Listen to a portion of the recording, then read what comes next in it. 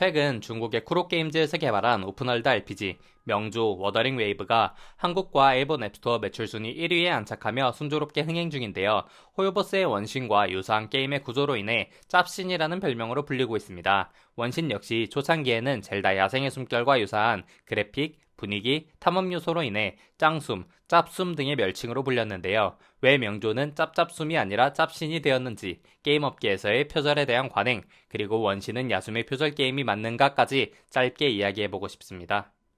일단 가장 먼저 저의 사상 검증이 좀 필요하겠죠. 예전 영상에서도 닌텐도에 대해 다뤘다시피 전 닌텐도를 현재의 게임업계 중 독보적이며 상징적인 회사라고 생각합니다.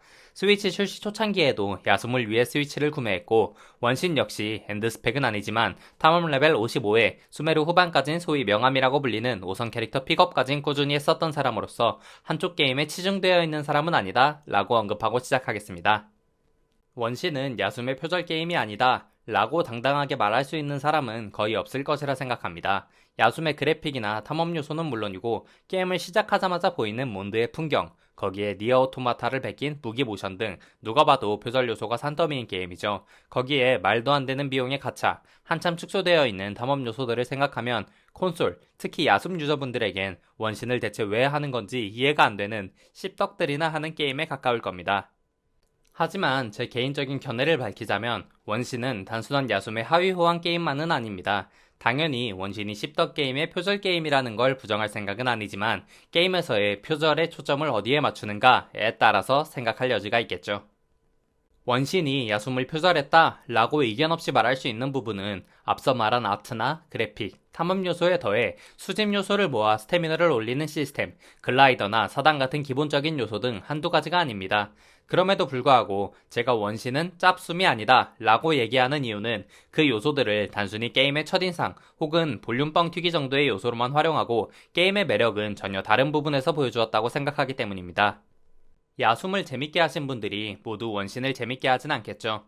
원신을 재밌게 하는 사람들도 모두 야숨을 재밌게 하진 않을 겁니다. 두 게임의 재미 요소는 전혀 다른 곳에서 옵니다.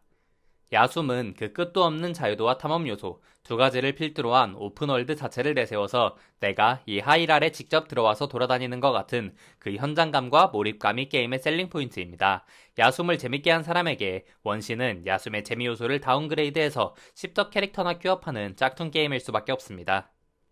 원신은 그런 오픈월드적인 요소는 단순한 홍보 요소 또는 입문자들을 위한 흥미거리 딱 그 정도로만 소모하는 것에 그칩니다.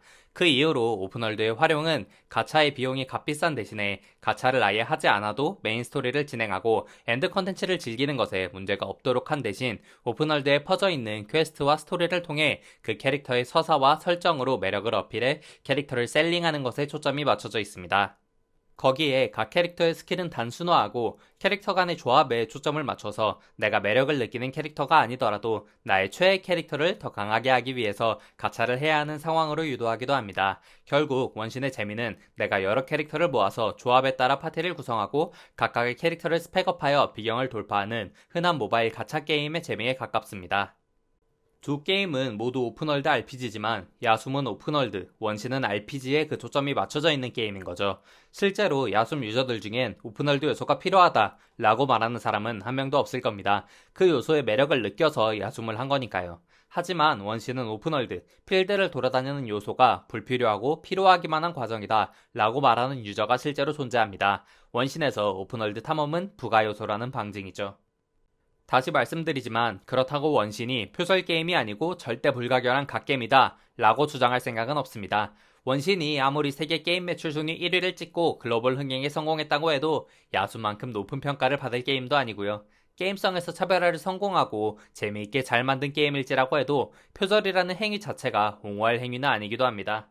실제로 최근에 출시한 명조는 야숨, 원신의 관계보다 훨씬 더 많은 부분에서 표절에 대한 논란이 일어날 법한 기본적인 틀과 재미요소 자체가 비슷한 게임이지만 원신도 표절 게임인데 뭐가 문제냐 라는 가불기로 인해 원신의 출시 당시와 비교하면 별다른 논란 없이 순항 중에 있죠. 물론 원신이 최근 원화가와 관련한 여러 논란에 휩싸인 탓도 있긴 하겠지만 어찌됐든 원신은 명조에게 뭐라 할 명분이 없긴 합니다. 결론적으로 원신은 게임업계에서 여러 번 논란된 여타 차별 게임들에 비하면 그나마 좀 할 말이 있는 게임이라고 생각합니다. 적어도 같은 취향의 게이머들을 타겟으로 하여 소위 밥그릇을 뺏어가려고 만든 그런 게임은 아니라고 생각하거든요. 그런 의미에서 다음 영상은 실제로 밥그릇 경쟁을 여러 번 시도한 라이엇의 표절에 대해 다뤄보고자 합니다. 영상 시청해주셔서 감사합니다.